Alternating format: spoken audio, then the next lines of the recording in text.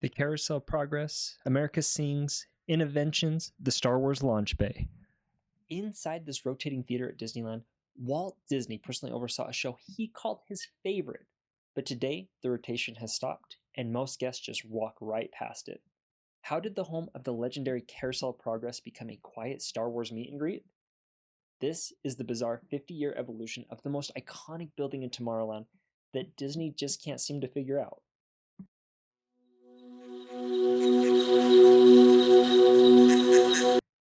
To understand how this building and the attractions that occupied it came to be, we need to go back in time.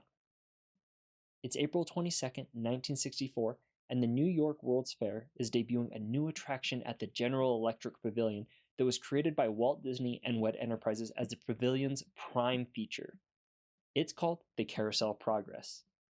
On the fair's opening day, the Carousel of Progress opened with the Progress Land Pavilion, where an entertaining narrative about the electrical progress in America starting at the turn of the 20th century and going to the near future was told by a typical American family of that time.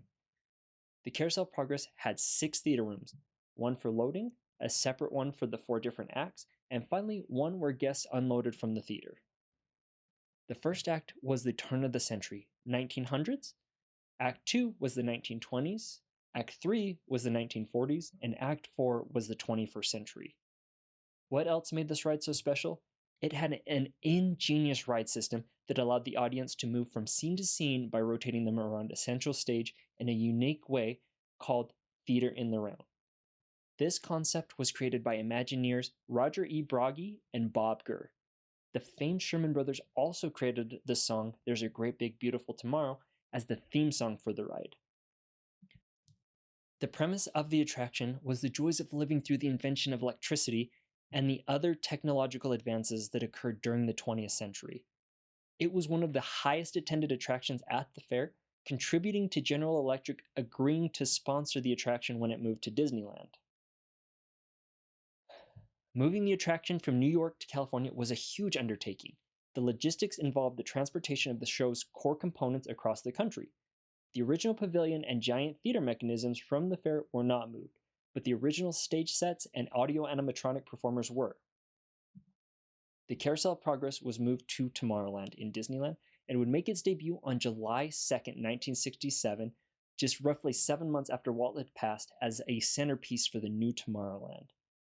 An entirely new 2-story building was constructed to house the attraction, which, unlike the structure that housed it at the fair, was permanent. This is the building and its history we'll be exploring. While the building at Disneyland was built nearly identical to the building at the fair, there were a few differences. The things that were the same was that the bottom of the building housed an outer ring of 6 theater rooms connected by divider walls. The audience rotated around the 6 fixed stages in the center of the building every 4 minutes, and the audience rotated in a clockwise direction.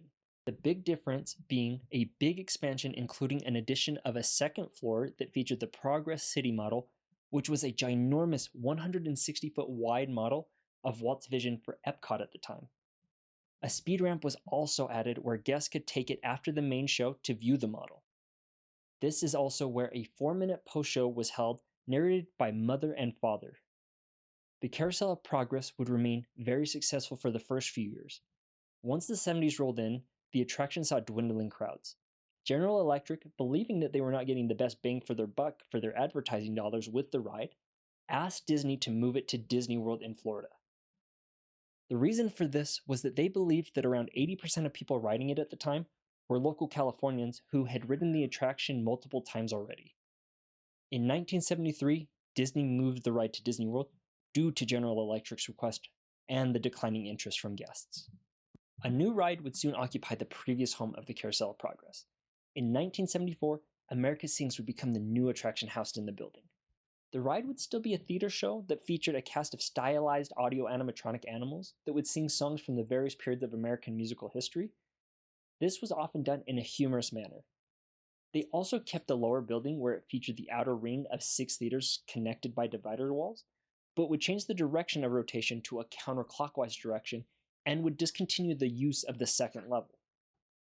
Eventually, the upper level would house the Super Speed Tunnel and later would be themed to the game grid section from Tron for the People Mover. The loading and unloading theaters stayed the same, with the host of the show, Sam the Eagle and Ollie the Owl, introducing or closing the show. The 4 acts were the Deep South representing the 1770s, Act 2, Headin' West representing the 1850s, Act 3, the Gay 90s, and Act 4, Modern Times representing the 50s, 60s, and 70s. Between acts, as the theater rotated, the lights blacked out and flashing stars illuminated the theater while it rotated. Sam would then sing about the next era the audience was going to enter with a reprise of Yankee Doodle. There would be a horrible tragedy in this building in 1974, just 9 days after America Sings had opened to the public. On July 8, 1974, 18-year-old Deborah Gale Stone was a new employee who had just graduated high school from Santa Ana High School. She was the hostess who would greet guests between acts. The divider walls and stationary stage created pinch points. Deborah had positioned herself in the path of one of the pinch points as the theater began to rotate to the next act. She was crushed to death between the divider wall and the stage. Due to this accident, Disney added significant changes to their safety protocol, including installing warning lights and breakaway walls to prevent a similar accident from occurring in the future. The ride opened 3 days later after the area where the accident occurred had been cleaned and the theater remodeled with the new safety measures. While not directly in the building, there was also 2 deaths at the Superspeed Tunnel, which was in the upper section of the building. The first was 17-year-old Ricky Liyama, who fell between an 18-inch gap between the people mover cars as it entered the Superspeed Tunnel and was crushed to death under the ride vehicle as he tried to hop from car to car in 1967.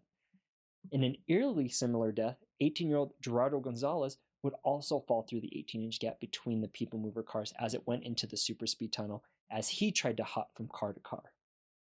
He was also crushed to death under the ride vehicle and dragged 100 feet before the ride could be stopped. America Sings would continue to be a popular attraction and operate until it closed on April 10, 1988. America Sings was created purely out of Disney's desire to celebrate the United Bicentennial, and with the ending of the Bicentennial began plans for a new Tomorrowland and ultimately new show for the theater. The theater was then just used as office space for 10 years with no change to the exterior and the upper level still housing the Tron Tunnel until the People Mover closed in 1995.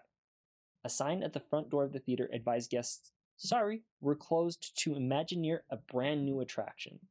But the building would remain untouched for almost a decade.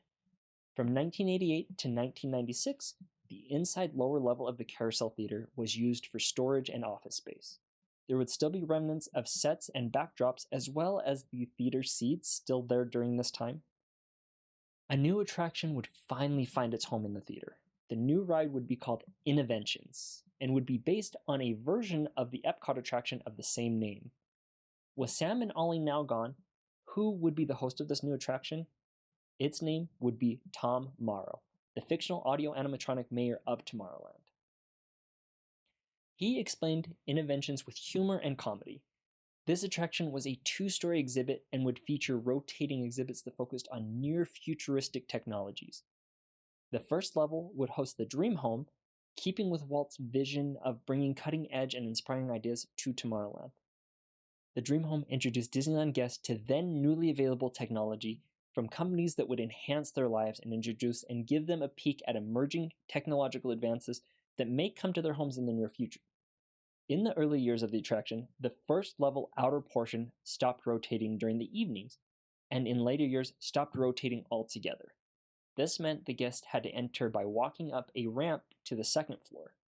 In 2012, the Tom Morrow animatronic was removed from display and no longer part of the attraction.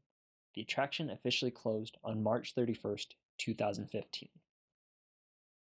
Finally, in 2015, the building was redesigned and reopened as the Tomorrowland Expo Center and would feature the Star Wars launch bay. Opening on November 16th, the first floor of the building hosted the Star Wars launch bay, where you could meet Darth Vader, Kylo Ren, Boba Fett, and Chewbacca, and had exhibits featuring peeks behind the scenes of the movies. The second floor of the building would host Superhero Headquarters, where you could meet Captain America, Thor, and Spider-Man. It also contained the Iron Man Experience exhibit, where you could see Iron Man suits based off the film. Superhero Headquarters would close on April 2nd, 2016, and Star Wars Launch Bay would close March 13th, 2020 in response to the COVID-19 pandemic. Star Wars Launch Bay would reopen sometime prior to May 2025, and Superhero Headquarters would never come back. The upper level would be used for storage of the Tomorrowland Skyline experience, and that's about it. Today, the first floor of the building is still used for the Star Wars Launch Bay. While there were rumors and internal proposals for major renovations of the theater building, they were ultimately scrapped by Disney executives in early 2026. The genius mechanism of the rotating theater sits abandoned and unused with no plans of it being used again as of the filming of this video. Will it ever be used again? Only time will tell, but it is definitely a shame that a building that featured a show that Walt Disney considered one of his favorites and offered so much inspiration and knowledge of futuristic inventions and hopes of the future is now used merely for a meet and greet. I hope more than anything that along with Tomorrowland, the old Carousel of Progress Theater will come back to life and once again inspire future generations to dream big and think of the hope and possibilities that future technologies will bring. Thanks for watching. If you like this video, please be sure to hit the like and subscribe, and comment on something you'd like to see me cover in the future.